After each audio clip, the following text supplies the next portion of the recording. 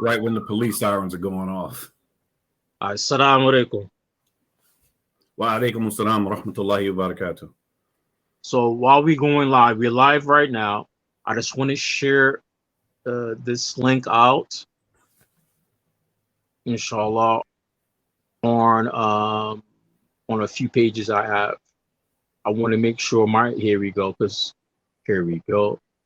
Facebook, at times they make the links private and not public when we go live. And I make sure that Facebook click.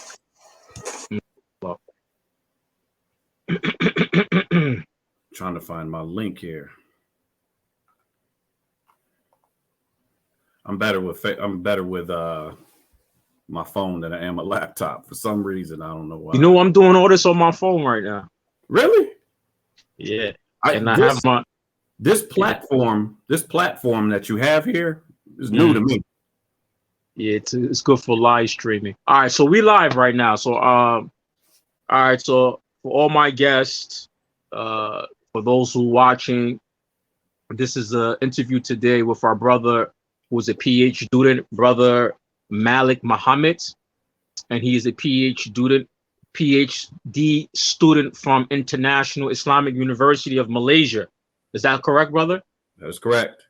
Today is going to be an introduction about yourself, and we're going to talk a little bit about the importance of education, in particular for the Muslim community, in particular also for the African American Muslim community. Okay.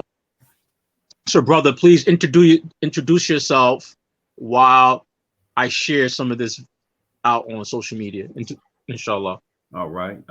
Bismillah, wassalatu wassalamu ala rasulillah, amma ba'd. Assalamu alaikum wa rahmatullahi wa barakatuh. My name is Malik Muhammad. I am born and raised in Detroit, Michigan.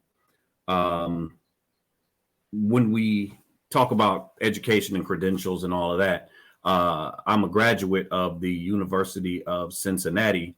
I have a bachelor's degree and a master's degree in sociology.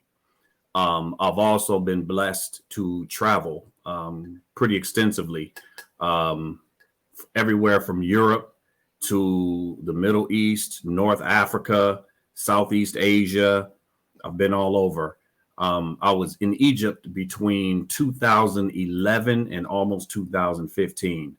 I was there when all of the fitness started. So to date, I am now a PhD student. I'm completing my first year within the next couple weeks. And my field of study is Islamic education.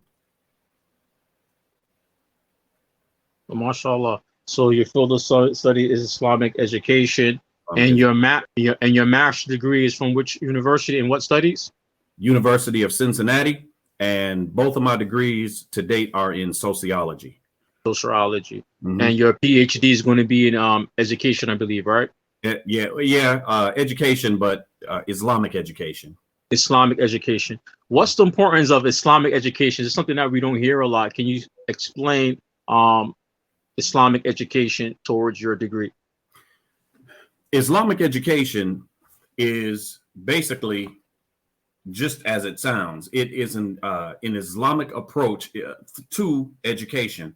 So everything that is entailed in education, learning curriculum, learning, everything that is involved in education that you would get in a regular university, except it's filtered through an Islamic lens. It creates an integrated type of thinking, which I'll get into a little bit later.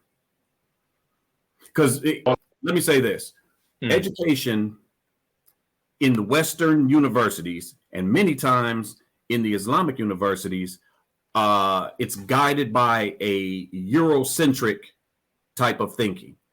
There is a Eurocentric approach to whatever's being taught. It really doesn't matter if it's education or what it is. There is a Eurocentric pedagogy connected to it, type of teaching. So Islamic education is basically flipping the script, and we are controlling the narrative. We are controlling the how education is being taught and understood. I'm looking at it more so from a leadership perspective. Does that make sense? Yeah, that makes sense. Because most schools, especially Western schools, religion is separated. God is not a part of the curriculum. God is not a part of the everyday, dealings in the classroom. So my question would be to the Muslims, if you take God, the creator, out of anything, any endeavor, you extract the creator from it, what do you have left? What do you have left? You have an empty shell. You have man-made ideologies. You have all of these isms that we're plagued with in the West that have sort of spilled over into the rest of the world. You definitely have white supremacist ideology that creeps into the curriculum and things like that. There is no proverbial line in the sand when you extract the creator out of something. You know what I mean? That's right. So, you're sort of left with all of these different isms and deviant ideologies that we find. These deviant ideologies come from somewhere. That's and right. they're perpetuated and taught somewhere, and they're taught in the schools. That's how the system of white supremacy, that's how the system of superiority, that's how all of that stuff is continuously perpetuated. It begins in the school. So how can Muslims, especially in the West, because religion and education and school, it goes hand in hand in the Muslim world. Even I lived in Egypt and I worked in public school. Private schools in Egypt, and even the schools that claim not to be religious, there's some religion aspect that they still teaching. So we understand in the Muslim world, education and Islam goes hand to hand. But here in America, as I worked in the masjid before, and I noticed some of the college students that when it comes to Islam and education, is like, no, they're secular, very secular. Okay, let me sort of jump in here real quick. Even with the Islamic schools, they still follow a Eurocentric model, even though it's an Islamic school. And what do I mean by that? You have math, you have science, you have English, you have social studies, then you have Islamic studies, you have Quran, you have all of that, right? Separate. It's not integrated. So the university in Malaysia, they work with this ideology. It's called IOE, and the other one is called IOK, which is the Islamization of education and the Islamization of knowledge. And what that means is, or how it's used is, it's used when you build the curriculum, you integrate the Islamic worldview, the Islamic moral compass, the Islamic ethical code, the Quran, the Sunnah, into all of what's being taught. Math, science, English, it's all incorporated into that. It's not separate. It's not math, science, English, social studies, and then your Islamic studies. Because understand this, in the European model, in what we live under in America, the European mentality, what they want you to understand about yourself, about them, about the pecking order, about how the society is structured, who's on top, who's on bottom, who serves who's all of that is incorporated into curriculum from K through 12. And I'll give you an example real quick, and then I didn't mean to interrupt you. No, continue. If you take, in sociological terms, it's called a hidden curriculum. So when we think curriculum, when you hear the word curriculum, what do you think? Syllabus, material, schedule, lesson plan, and things like this. Okay. The curriculum is normally the hustle of what's being taught. It's the hustle. It's the base, the foundation. If you have a black child, okay, K through 12, and the curriculum, or in the curriculum, it's being taught everything that's positive, everything that's intellectual, everything that's academic, everything that is powerful, everything connected to leadership, everything connected to dominance, none of it looks like you. That's right. None of it looks like you. You don't connect to any of that. None of that looks like you. That's a part of that hidden curriculum. They consistently show you images that you can't connect with, except maybe Barack Obama. That's it. Go figure. But that's a part of that hidden curriculum. That's a part of controlling how the thinking is. You know, the flip side, when you think of African Americans, what's the image that you see mostly? Slavery, or rapping and tapping, basketball playing, throwing a football, something like this. That's right. This is how, or what we connect to. That's why you'll find more black youth connecting to NBA and NFL and rap stars and aspiring to be that, because that's the way they're guided. They're not guided toward mathematics and science and, you know, sociology and engineering and, you know, all that stuff. They're not pushed that direction. They're guided toward something else. And curriculum helps to sort of build and solidify the identity of each person in the group without saying it. They're not going to come right out and say, this is your place, stay in it. This is your place. You know, you're up here, you're down there. But they'll set it in the mind by way of curriculum. With most African Americans, when we go to school, we first learn about us is connected to what? Slavery. As if we had nothing before that. We had no societies, no greatness, no nothing before slavery. We came into existence, and thank God for slavery, because they saved us from being savages. This is what they teach, you know? And if you're a kid and you constantly hear that, it's going to play a part in how you identify and how you understand yourself and the self-worth, your self-worth and the worth of your people. That's right. It's gonna affect that. You know, when I was teaching in the college, I don't know how many times I had students come up to me and say, you were the first black professor, male, I've ever had. You're the first black teacher. I'm talking about white students and black students. You're the first black male teacher I've ever had. And when I first, you know, started hearing that, it blew my mind. But then I started hearing it so much, it became sort of commonplace.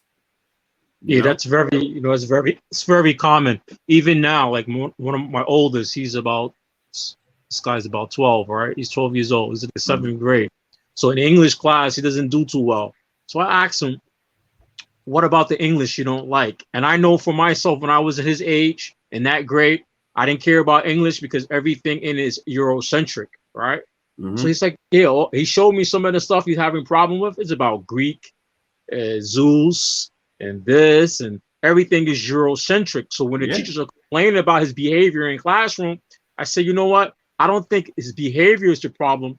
He's learning things in English language where he doesn't see himself in it. And majority of kids in the classroom are black.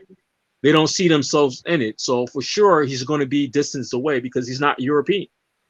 I mean, I'm telling you, that plays a big part in, see, there's an agenda behind that. There's a reason, but I can't necessarily fault them for that, because if I control the society, I'll probably would have that which represented us as the power structure. And whoever else fell under that, then they would just have to fall under that. I understand that. But nonetheless, you know, we need to fix that. That needs to be addressed. You know, I fell into the passion for curriculum, building curriculum, you know, once I hit I think grad school. Mm. I'll tell you this. When I studied sociology, now the beauty of me studying sociology is that when I came into it, I was not some bright-eyed, bushy-tailed 18-year-old fresh out of my parents' house. I was a grown man. I had already served in the military. I had already been to Europe. I had already traveled and seen the world. So when I hit the classroom, I had some life experience. So they weren't able to just open up my head, pour whatever they want into it, and I just accept it because they said it. I'll tell you what, I bumped heads quite a bit in the university. I bumped heads quite a bit because when they would say things and I would have the counter narrative. I would have the counter say, well, that's not necessarily true. And then students would turn to me and look, and I'd say, look, this is what I actually saw. What you're talking about, you read in a book or you saw on YouTube. I'm telling you what I experienced. And that's what you're saying is not necessary. That's not the whole picture, or it's downright incorrect. So I bumped heads quite a few times in the university having to deal with that. In sociology, they begin sociology with the founding fathers. And the founding fathers, according to what they teach, is European white men. Now, when you understand what sociology studies, we study the society. We study the systems and institutions and the norms and the morals and everything that makes a society. We ponder, we look into why this is happening, why that's happening. What's the cause of this? What's the cause of that? Sociology is a science, just like chemistry is a science, just like biology is a science. We use the same methods of research to come to our conclusions. There is not separate methods of research for sociology and then another set for your natural sciences. We use the same methods of research. We use quantitative and qualitative analysis, data collection, things like this. But when we go back to how sociology is taught from a Eurocentric perspective, and they will sprinkle someone like W.E.B. Du Bois into the mix. Now, this right here is a secret that I'm going to let out within the sociology community. Sociology, or the sociological community, is at war with each other, or they're at odds to even want to include W.E.B. Du Bois as one of the founding fathers of sociology in the West. You have a large chunk of European or Eurocentric white non-POC sociologists that do not want him attached to sociology. He can be studied within the science, but not as a founding father. And why is that? Really?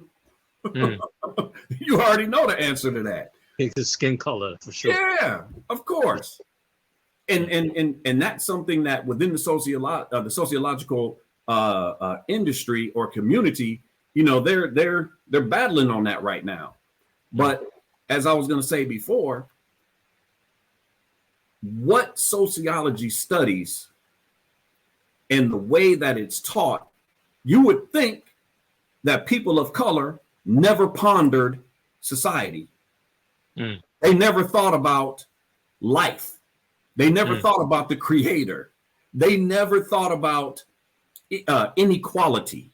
They never thought about gender roles. They never thought about economics, politics, everything that makes the society. All of that great thinking began with Europeans, if you let them tell. That's because that's the white supremacy part of their thing. And but we are the first society. Blacks, people of color, are the origin of civilization, society.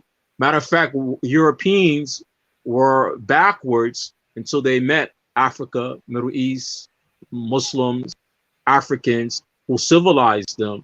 So it's strange how they want to steal ideals from us and then whitewash it. They want to whitewash it. In reality, we are the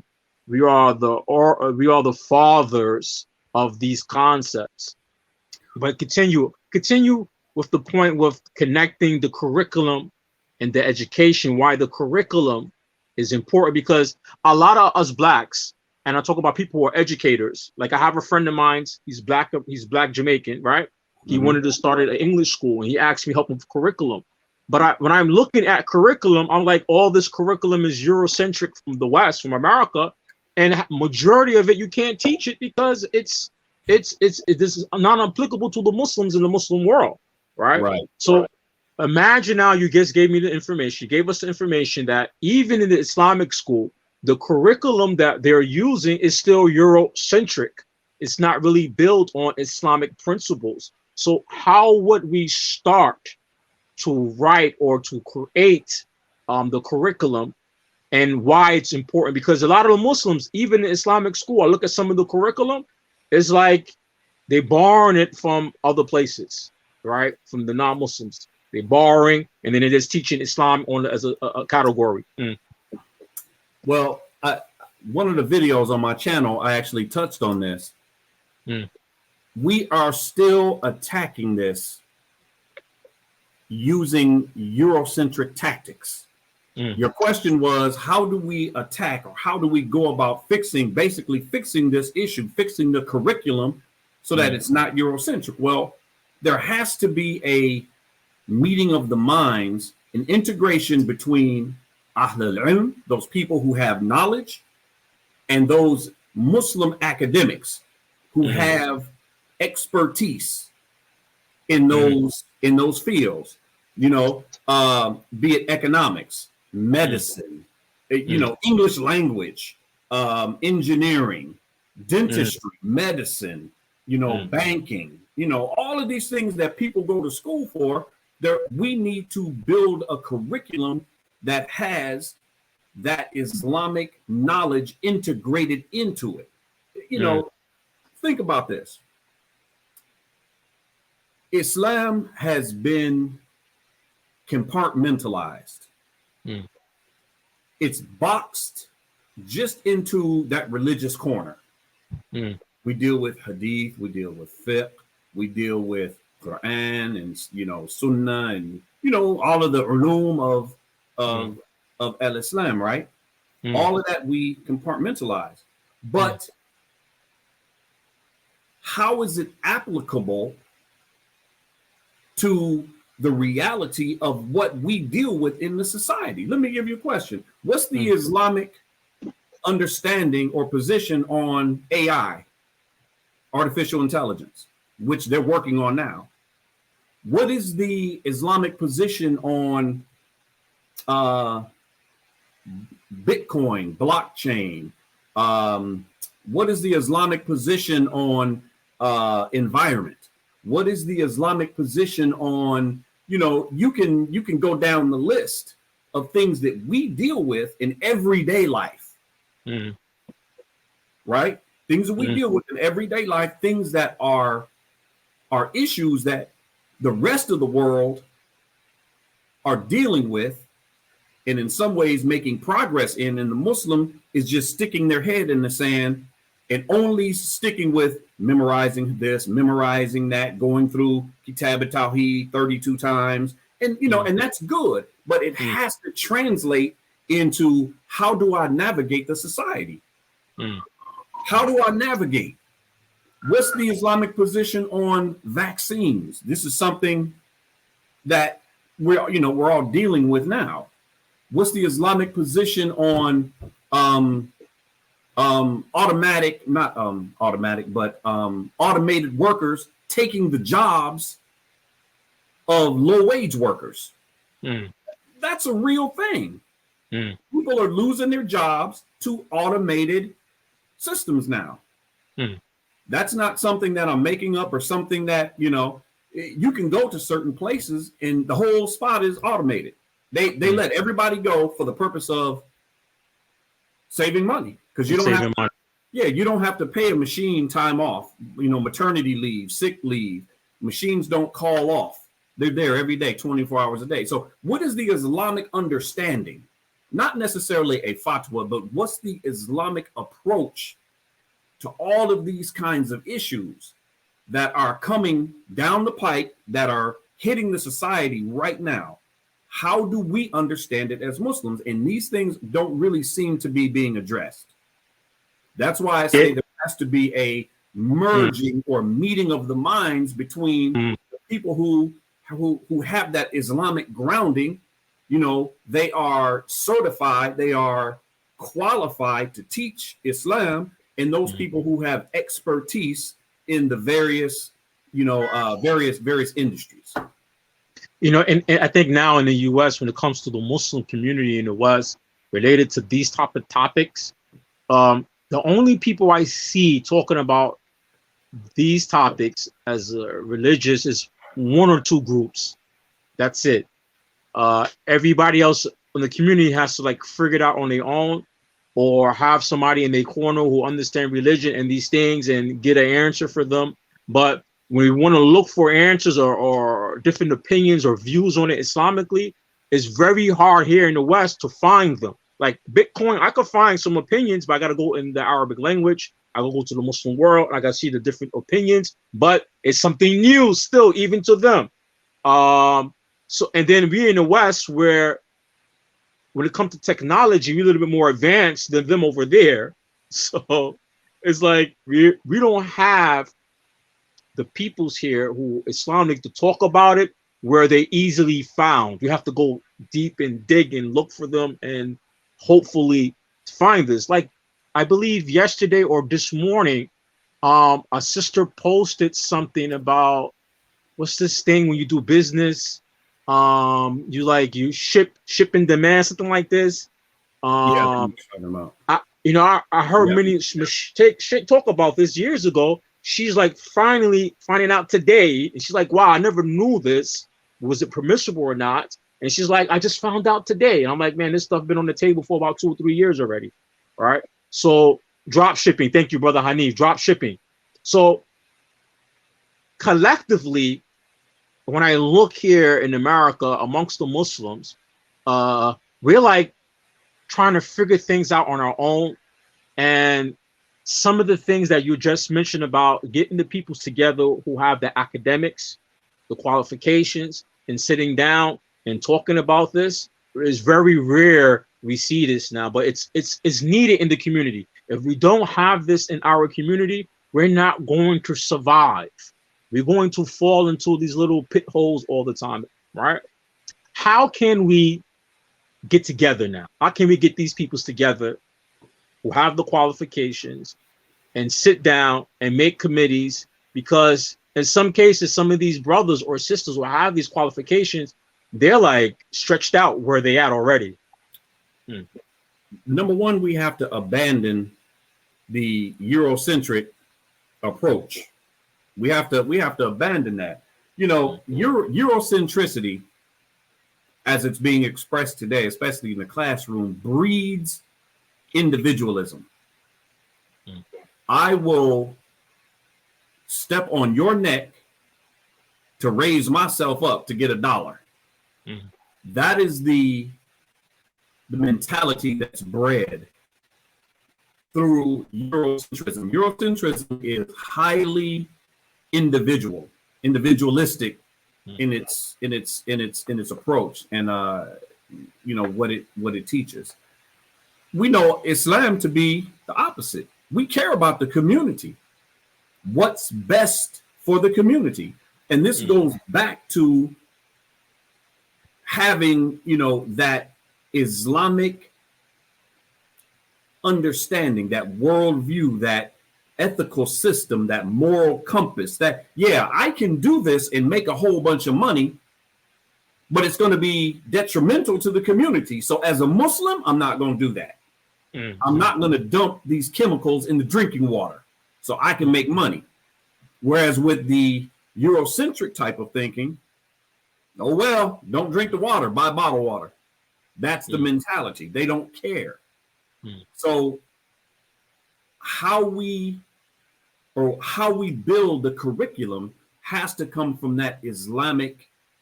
It has to have the asl of Islam. Whereas nowadays it doesn't. Even in the Muslim schools, I lived in Kuwait for a while. Almost all of the schools really don't have an Islamic curriculum. Mm-hmm. They have, the core classes, your math, science, and all that other stuff. And then they have the Islamic studies, which sort of perpetuates the mentality that Islam is over here, but then we do this over here. And that's really how, the non-Muslims view religion. There's a separation between church and state. There's a separation between church and state. They don't want God in certain things. They don't want that moral compass. They want to move the way they want to move. They want to follow their desires and what's comfortable for them. But, that doesn't work for us. That doesn't work for the Muslim. That doesn't work for the person who has God consciousness. You understand what I mean? Yeah, it doesn't work. It doesn't work. And it doesn't work for us as a collective, not just on the individual perspective, but as a collective, it doesn't work for us. If we as Muslims are commanded to care about the community, I have to care about my neighbors. I have to care about the people in my community. How can I be brought up on Eurocentrism? How can I be brought up on moral relativism? Are you familiar with this term, moral relativism? No, explain. Moral relativism is basically where you leave the morality to each individual. I say it's okay to marry my horse. Who are you to tell me that that's wrong? Who are you to tell me? My truth is my truth, and your truth is your truth. Don't judge me. I won't judge you. Morality is relative. It's relative to each individual. And that's, oh my Lord, that's something that is, that's so prominent in higher academia. It's crazy. It's crazy in the classroom, the things that you hear that people believe and the people are. And if you say something in the classroom, like I did, you'll have Title IX from the university coming after you. And they did that. That happened to me. Explain to people what's Title IX. Title IX is basically, it's an agency or an office that I guess all universities have it, that they investigate claims of discrimination, anything, abuse, discrimination, anything like that. And, just to give you a short synopsis, I was in graduate school, and I was in a class that was an elective of mine. It was African-American communications class. And there were these two Black females who were doing a presentation on Black male-female relationships. And they got to the topic of homosexuality. And one of them said, homosexuality largely is not accepted within the African-American community because of the fear that Black men have toward homosexuals. And I rose my hand. I said, oh, wait a minute. Hold on. I said, you can't relegate not accepting that lifestyle strictly to fear. It could go against a person's moral compass. It could go against a person's religion. Maybe they just don't like it. And you can't connect fear to all of that. That's right. Well, I had Title IX sending me a letter in the mail telling me that I was being charged with making homophobic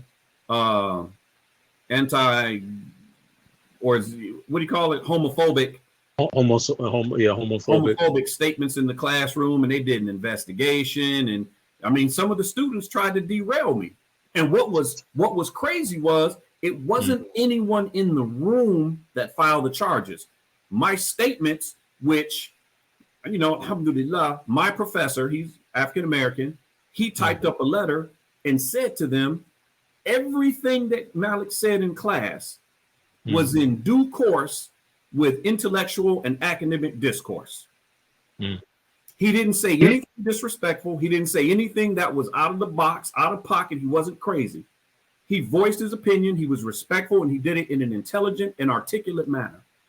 But that's going to go back. That's going to go to this next question, the importance of the curriculum, because I remember a few years ago, I gave a khutbah, and I was the imam in the multicultural community. So it was just not one race. It's very mixed. So there was a lot of college students during the summer who were off, and I gave a khutbah, and I gave them a khutbah saying that LBGQT, it's not for Islam. I mean, Islam does not support it. And I said that they have their own propaganda. And part of their propaganda is that they need children or people who are heterosexual, they need them to be their followers, because two gays don't get married. I mean, they don't have children. Two lesbian women can't have kids together. Two gay men can't have kids. So we're going to get followers from the heterosexual. So when I gave the khutbah and I gave some proofs from Quran and Sunnah, a few of the college students who were Indian, Desi Muslims, who were Asian Muslims, they listened to me like they never heard this before. I'm like, you guys go to college every day, and y'all be spreading and believing this LBGQT agenda, because for the Muslims in New York, they were the people. The LBGQT was with the Muslims against the Trump ban. So some of the Muslims now are with them supporting this stuff. But it goes back to why the Muslims need their own curriculum and their own school and their own education platform and system. Some of the Muslims are looking at the America as being the measuring stick on what's right, what's the right way to learn secular knowledge, what is the right way to live. And like you said, there's in those platforms, they're separating religion and morals out of things. So when it goes back to now making the curriculum and having your own platform, having your own institutions, basically, to educate Muslims, the next question is, will Muslims respect that in the West? Because a lot of the Muslims, they in them college, universities, let me ask they like you because how many, and this is sad to say, but it is what it is. How many Muslims today are guided and respect the Quran and the Sunnah and the understanding of the Salaf Salih? They say, but they don't show. It's a very small number. It's not that many. Likewise, we have been inundated with, again, the Eurocentric approach to everything. I mean, it's ubiquitous across the board, even here, all the way to the Middle East. Same thing in Egypt when I was in Egypt, same thing in Kuwait, same thing in Singapore, Malaysia, Indonesia, other countries that I've been to. Everything is the European model. The European model is the standard. And if you don't meet or you contest that standard, people give you the side eye. Correct. So it's going to take a period of time for it to be accepted. One of the things that I do believe is that we need to create our own schools.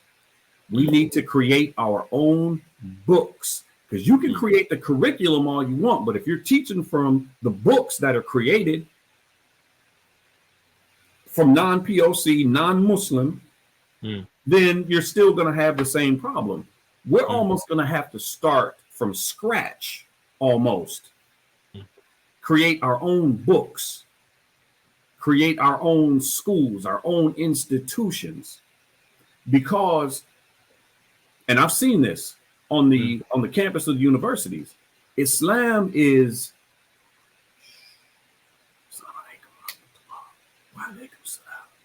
it's very hush hush, not very, I remember when I first entered the university, and I remember I didn't know where Salatul Jumu'ah was going to be held on campus. So this was on a Monday. Mm. I'm walking around the campus. Now I dress like you see what I have on right now. I wore this or something similar to it just about every day. I walked around campus on Monday, didn't see any male Muslims. Tuesday, didn't see any male Muslims. Wednesday, Thursday, I saw a few sisters in hijab and that I didn't want to approach. But finally, on Thursday, I had to break down. I was a sister. I could tell she was foreign. I gave her salams and I asked her, do you know where they're going to be holding Salatul Jumu'ah tomorrow? And she said, oh, yeah, it's going to be in room such and such and such. I said, okay, alhamdulillah. Salatul Jumu'ah comes around. I walk into a room and I see a room full of people that I had seen all over campus. Didn't know any of them were Muslim. Clean shaven, musbil, nothing that identified them as a Muslim. You give, and then after that, I would see them and give some of them salam and they would say hi, especially when they were walking with colleagues. Yeah, I'm about to say that in New York, because I have some friends who work professors in universities. Majority of in New York, a lot of professors in college are Muslim from Muslim countries or too. Muslims from Muslim countries, and some of them are ashamed of Islam. I was in Columbia University maybe last year. I lived 3 years ago. I lived in the area. I used to pray Jummah there, and the Islamic identity, some of them are shy, some of them are out there, they are Muslim, but they get backlash. Those who are out there, like professors, they get a little backlash, so they learn how to defend themselves. And then you have the majority of them, they're like losing their Islamic identity or going to lose it, or holding on to it, They're like about at the rims, about to fall, right? But it's barely holding on. But that secular Eurocentric education is pulling them further and further away. Something that people can look into. In 1977, in Mecca, Saudi Arabia, there was a conference of scholars and academic scholars, and they came together and came to the conclusion of everything that I'm telling you right now, that we are guided and dominated by Eurocentric ideologies, methods, how we approach school, how we teach. We're being dominated by Eurocentricity, by Europeans. This is in 1977 in Mecca. They had this major conference, and that was the birth of IOE and IOK, that they decided that we need to incorporate Islamic worldview, Islamic ethics, and the moral compass, and the Quran and the Sunnah, that it needs to be incorporated not just into those areas of study which are specific to Islam, but into all of the courses. Because believe you me, the European mentality, the ideologies are all encompassed in what they give us as far as schooling. It's there. It's there. And it's not just a race issue. It's a class issue. Class issue. Class is big, because money really doesn't care that much about your skin color. They will use skin color as a tool and a tactic to maintain power, as a tool of division. But that's not their main focus. The separation of classes and the maintenance and maintaining power and wealth and resources and the ability to allocate and determine who can move up and who can move down is more important to them than race. It's a power thing and a wealth thing. And capitalism is the big gun, so to speak, when it comes to that specifically. So to move the interview a little bit further, tell me a little bit about your studies in overseas. What's the difference between studying overseas compared to studying here in America? You know something? I'm glad you asked that question. I had a professor of mine. He claimed to be Muslim, and I hope he sees this because he's on Facebook. Yes, I'm talking about you. He claimed to be Muslim, and as he dug his heels in more and more for tenure, he began to, Islam wasn't important. And then he really got deep into waving that rainbow flag. He went hard on that. And if you said anything to counter it, he would come after you. He would come after you. Again, not being a kid, I said to myself as I would sit in these classes, this can't be all. This perspective, this understanding, these non-POC European men, this can't be all of sociology. This can't be all of academia. This can't be. Okay. So when I graduated, shout out to the brother Iari. I don't know if you know Iari. No. You know him? No, I don't know him. Okay. Hopefully Iari sees this. Iari is in UAE somewhere. He's teaching. What's he originally from? South Carolina? North Carolina? He wear glasses? He live way dark skin? Yeah, big dude. Yeah, I know him. Yeah. Iari sent me a message, man. And he said to me, man, look, you are not in that school to debate those people. You're there to get that piece of paper and hit the bricks. Stop. You should stop debating and arguing with them. Just play the back, get your piece of paper and be out. And and that's something that I was kicking around anyway. But when he said it, I was like, you know something? That's exactly what I'm gonna do. Because I used to sit right in the front and I would debate professors up front. I was going at them. And then as soon as I already said that to me, it sort of clicked in my head, like, why am I beating my head against the brick wall? Then I started playing the back, chilling in the cut. And life got easier. And I did what I needed to do to graduate. But to come back to what you asked me, I was always told that there is no place in the science of sociology for religion. Religion and the science of sociology are separate. They have nothing to do with each other. That's why you'll find so many people who study sociology in the West are either atheist or agnostic. Everything falls on science, as if science is the be all end all. You know what I mean? So fast forward. Once I graduated with my master's degree, I decided that I wanted to look around and see what else is out there. I looked at IIUM, and I would encourage anybody who wants to study in an Islamic university, and it's not just the traditional sciences there. You have everything there. You have all the natural sciences, economics. I mean, you can get a degree in anything, but it has that Islamic integration into it. But when I looked at what was offered by the university, I saw is a Ph.D. program in Islamic sociology.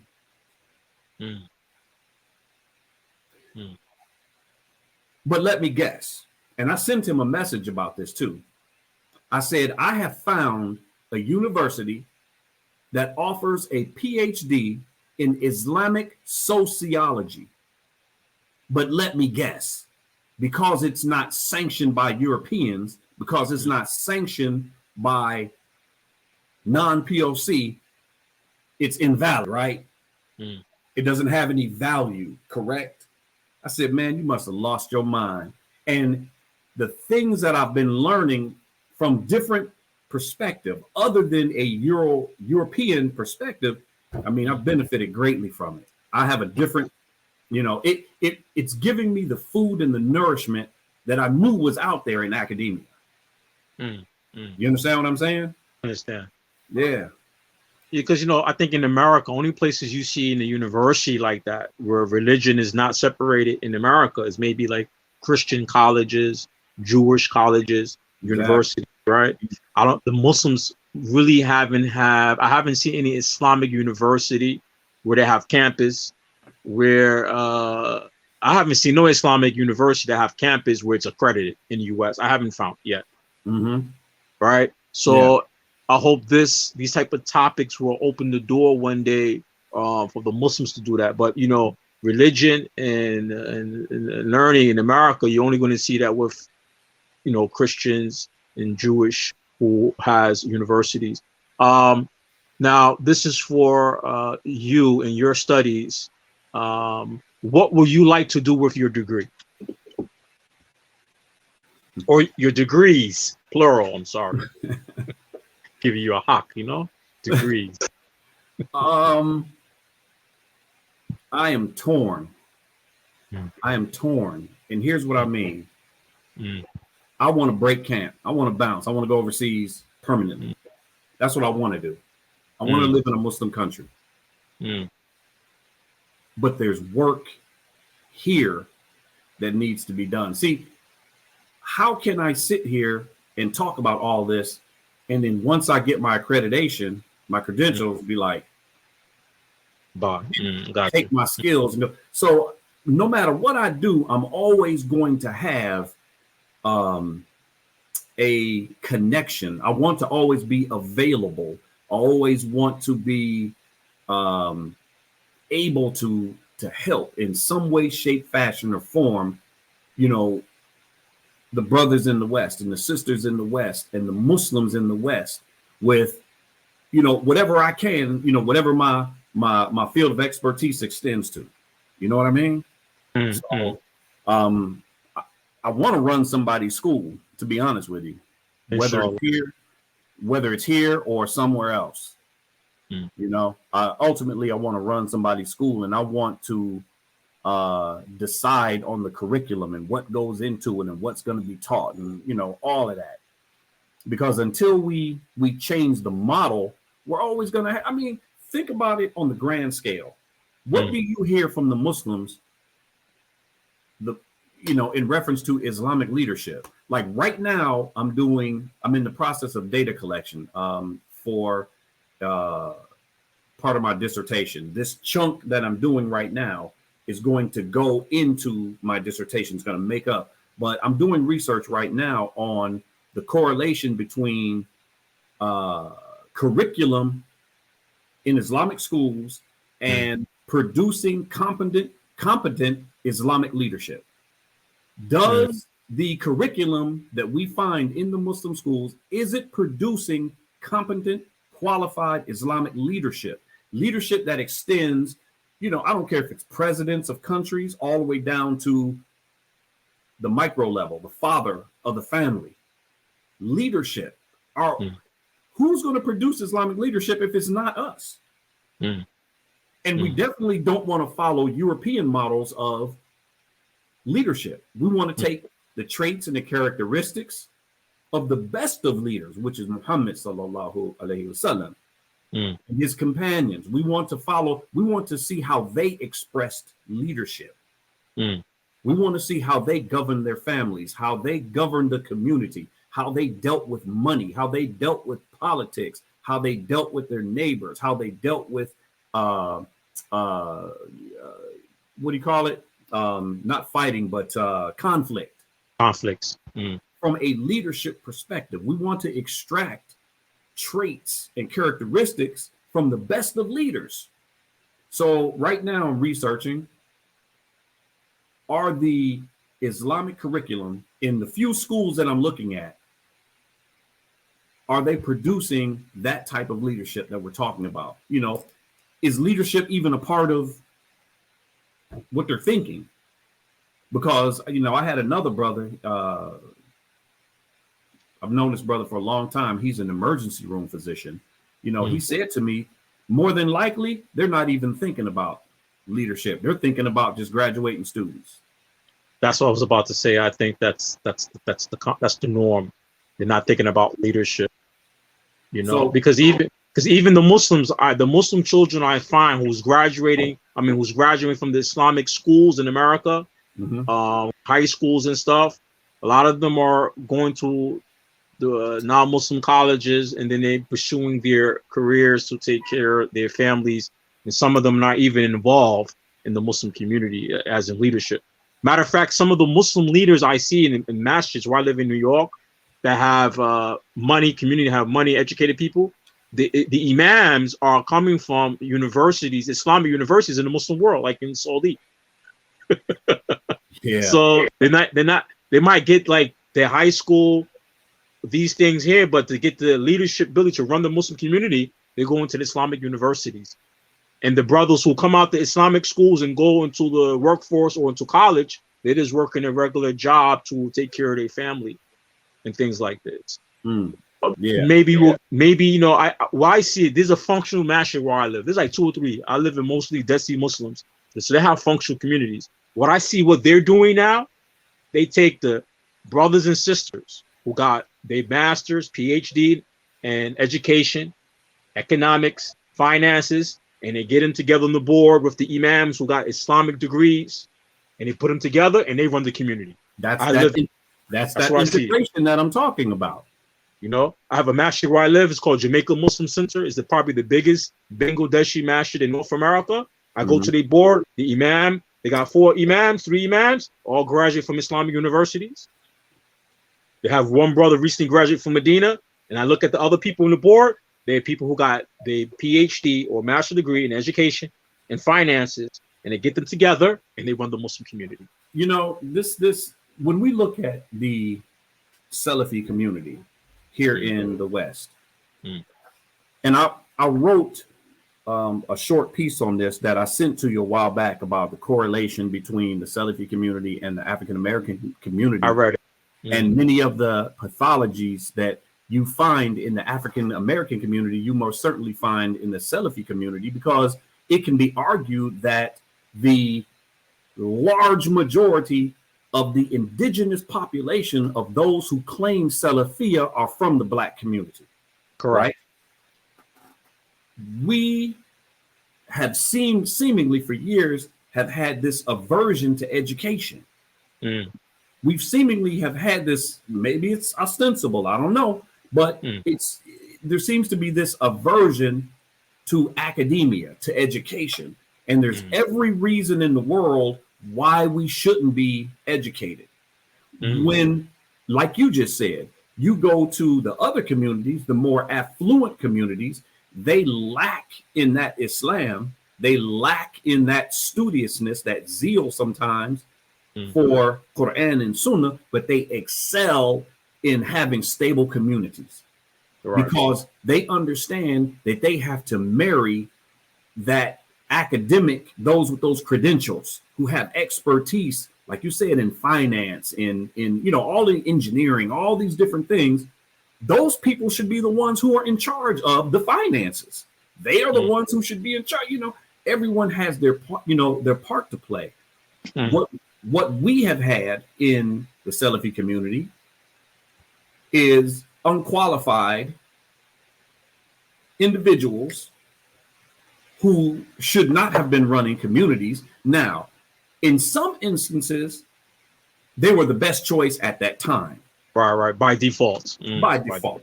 But we're in an era now where you have brothers who are coming back from Islamic universities who are qualified. They've been sitting under the tutelage of ulama, and they've been verified, and they've graduated, and they've showed the ability to complete programs, to traverse that academic. I mean, you really don't, it's hard to explain. Academia, once you get up higher, it's a rough road.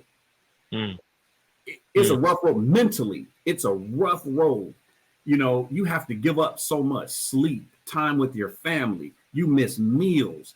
I don't know how many times I've woken up, slumped over my computer, sleep. When I wake up, like, oh, I got to go to work. That effort, that time, that everything that goes into being successful in academia is not really appreciated amongst African Americans. and especially amongst the Salafi community. And I'm speaking specifically with the Salafi community. It's not appreciated. You know, but I want to say something so people don't think that we are anti-Salafi. We definitely not anti-Salafi. I am. It's just, I'm Salafi. I claim Salafi. So, because some people hear that and they run, but we want to talk about the misbehavior in the African American Salafi community. That's a big problem, right? And what you describe as some of the benign neglect, I'd label it in the Salafi community, African American Salafi community. Because, brother, I lived in Canada for about 2 years, many years ago, early 2000s. And there's Salafi communities in Canada that don't have this issue that we have in America, but they're mostly Asian Muslims, Arab, and they don't have this issue. But in the Black inner city, African American community here, especially the Salafi community, and I point fingers at them because they really had the peoples, they had the numbers, they had the power to make all these positive changes, and they didn't do it. But now, alhamdulillah, we do have a lot of brothers who are coming back, who are qualified, getting with peoples in their community, but I think it's not enough. It's not enough. I mean, you have to look at the amount of time that it took to get us to the point that we are right now. It's going to take double that to dig us out of the hole that that we're in. We have to embrace those brothers who are qualified, who took that time, that effort, that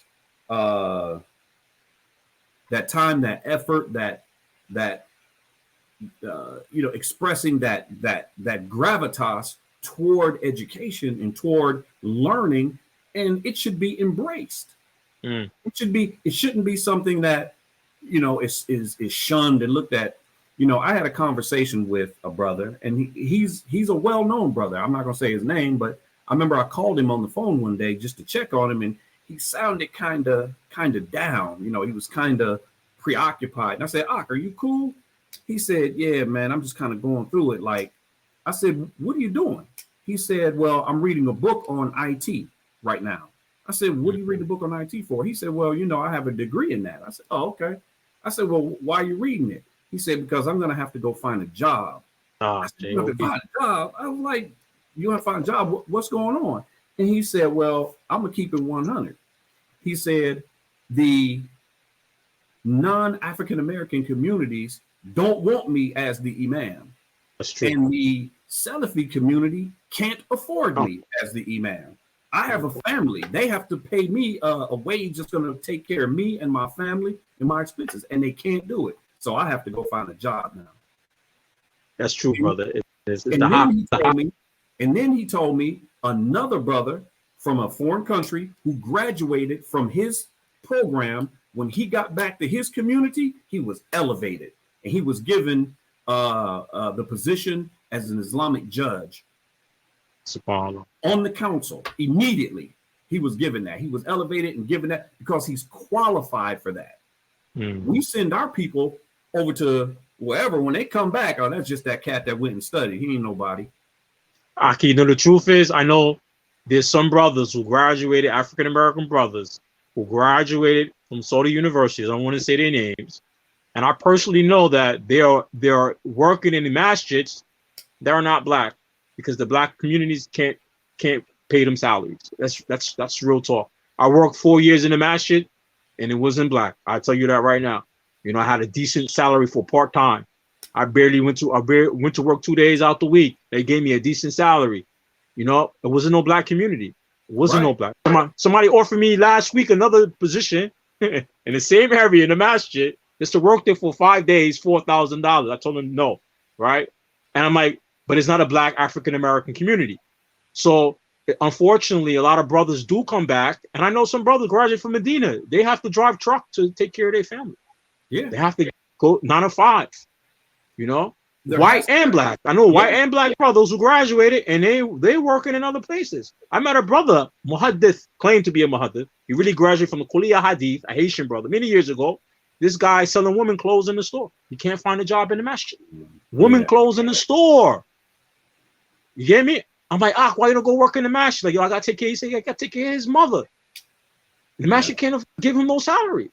And this is the reality. But I think we have to create the environment. See, the Desi community I described before, the layman people understand the importance of having qualified people, so they throw their money into the community. They throw it. The Desi Muslim community, immigrant Muslim community, the laymen understand, the sheikh, you got to take care of them because he's going to take care of them. Yep, exactly. But see, we don't, I can't think of one. And I'm not saying that there aren't any. I'm saying I cannot personally think of one African American graduate from the university that has not been under attack for some reason. It don't matter what it is. There's always a reason why we can't take from them.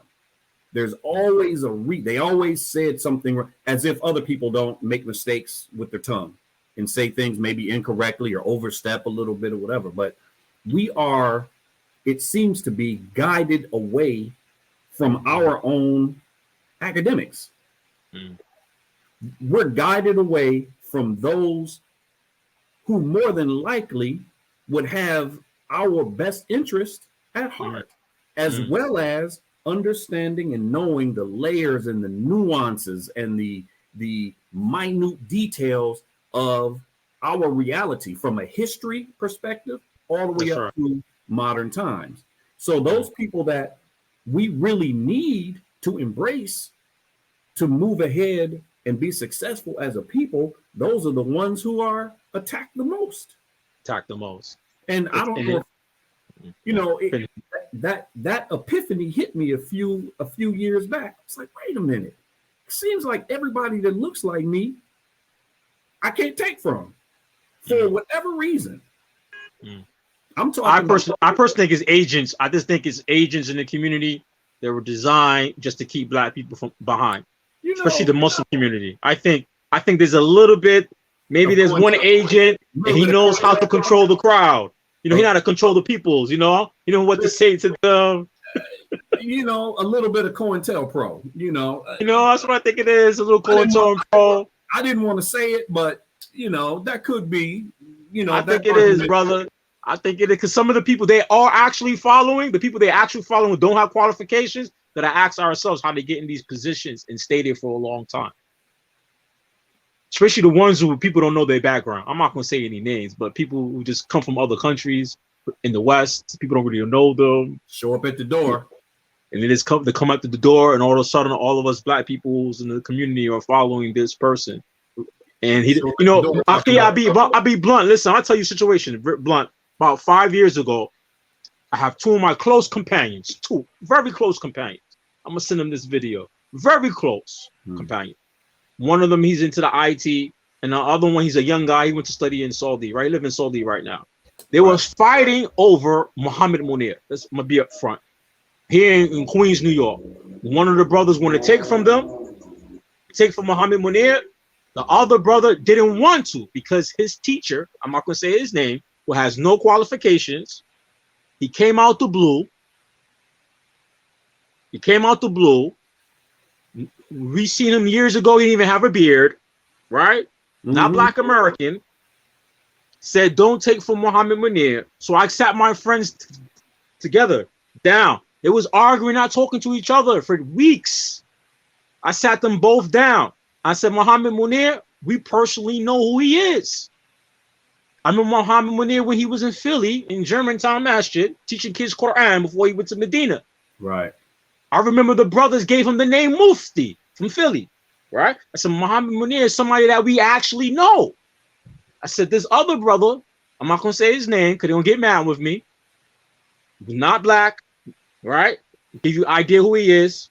He came and said, don't take from Muhammad Munir, right? And I said, that brother, I mentioned his name. I said, what is his Islamic qualification? My friend said, he don't know. He doesn't have any. He has a degree in secular knowledge. I said, when did he come on the scene? I said, 2 years ago. What was he doing before? He don't know. I said, Muhammad Munir, we know where this guy come from and where he been. I said, that guy could be an agent you talking about. I said, this brother right here could be an agent. He came out of nowhere. We don't know who he is. Doesn't have any Islamic background, learning religion, have a secular degree, and we asked him what sheikh he studied with. He said, "Oh, a couple of months, this sheikh from there." I said, "Nah, man, nah, I ain't hearing that." I said, "You're gonna fight now over somebody who came to the community that we don't know, over somebody, Muhammad Munir, we know, and we know his history, and we know where he's been from." Mm-hmm. And my friend who was against him, he said, "Yeah, you know what? You're right, man. That don't make sense." I said, "Come on, Ak, we gotta look at it." I said, "Yo, in the streets, my friend got a college degree." I said, "In the streets and whatever, we use our best senses to protect ourselves. We're not going to use our sense now when we come to the D. Muhammad Munir is somebody we know. Together now, the brothers, they talk, we friends and all that stuff. But that incident is happening in a lot of the Muslim community. People who are separating us from our mashayikh, and I'm going to call them mashayikh, the people separating us, we don't know really where they come from, and they don't have any qualifications. Yeah. And then for some of the brothers who are involved in some of this stuff, when we put down who got qualifications, this is where things get iffy. The ones who making the most noise have the less to no zero qualifications. Yeah, I've noticed that. That's me now. I keep quiet. I keep quiet, keep on learning. I say, yo, man, I need to get some qualifications, some dunya stuff now. I got kids. I be seeing how things rolling. And for many years, many old school brothers keep on telling me, Muhammad, you smart, Abu Bara, you smart, got a lot of Islamic stuff, you smart. Now I get something in academics to bring it together so you can really help people in the community, right? But that type of mindset is really what's destroying us in our community on every level, You know, I was talking to my father the other day, and I was telling him that, you know, the world we live in right now is a credential-based society. Everything is about credentials. You know, you can't go to Saudi, you can't go to Kuwait or Qatar or Dubai and talk about working over there without a degree, without some type of credential. And they want higher degrees too. Yeah, you can't get, bro. You can't even get in over there talking about getting a work visa, and you coming in talking about, well, you know, I can read the Quran. I mean, that's cool. That's awesome. But that's not a credential that we're looking for. You know, I'm Salafi. Okay, that's cool, but you know, we're not going to give you a work degree based on that. So we have to begin to, in order to be competitive, we need to begin to earn credentials, be qualified. Now, I don't relegate credentials to academia, to college. If you are a plumber, we need plumbers in our community. Sure do. Become a master plumber. If you're going to be a carpenter, we need carpenters. Everybody can't be a doctor. Everybody can't be an academic. Everybody can't be an engineer. We need people, you know, who has understanding of carpentry. Become a master carpenter. Become a master electrician if you're going to be an electrician. Whatever your trade is, become the highest degree or certification in that you can be. We need that. We need that. So education is not just college. We definitely, you know, in the Jewish community, you know, I'm from New York, so New York Jew everywhere. But you know, some Jewish people, you know, they white, but Jews. When I deal with some Jews, they white outside, but some of them like white, like black folks. Some of them, they're very blunt. They tell you the truth. The Jew, they have it so in their community, wherever you do, you have to be the best in it. And they don't take any type of jobs. The Jew in New York, they don't take any job. They take certain type of jobs, certain type of positions, and they know that helps them as a whole community. I remember once some Jewish lady came to my house. A Jewish lady was one of my children were born, and it was a newborn baby, and the hospital sent somebody over to check the baby. It was a Jewish lady, right? And she looked at me. She said, "You're Muslim?" I said, "Yes." My mom, she seen my mom. My mom had some Bible or something, right? She said, you Muslim, right? I was like, yeah. I said, okay. She's like, okay. And the Jewish lady like, okay, do this with your kids. Make sure the baby does this. Make sure the baby does this. The Jewish lady understand like certain cultural things, understand the importance of things. And I said to myself, I don't see a lot of sisters work in that type of field, what she's doing. You know, the Jew makes sure that they take certain type of jobs. I don't see no Jewish home health aid. That's what I'm trying to get to the point. I don't see a Jewish low-level jobs. The Muslim, we need to come to a level, especially in the Black community, because we are low. We're not the majority of the Muslims, right, in America. We need to come to this type of understanding that we should take certain positions, whatever positions we do take, that we be what? At a higher standard, which looks better and work better for us. But I want to end on this note because we've been going for a good time. We got to do a second interview, a second topic, inshallah, because it's also the time. But I want you, how can people get in contact with you and follow you on social media? Did you post the link to my YouTube off the top of my head? I don't know my own YouTube off the top of my head. I got a special link for you. There's a special link for subscribe. I did it for your page on YouTube. So everything's in the description of the video. Okay. Appreciate that. YouTube, and where else? Facebook. I'm here on Facebook. I keep my phone with me, so you can I will add your Facebook link to this also into the description. I will do that at the end. What is one more thing? What do you recommend for the Muslim who want to do something, who see these problems, especially with the education? What can we do? Us little guys do. That's what the question. What can us little guys like myself? What can we do to help get our stuff together in the community as community? What do you mean, get it together? Like the things you mentioned about education,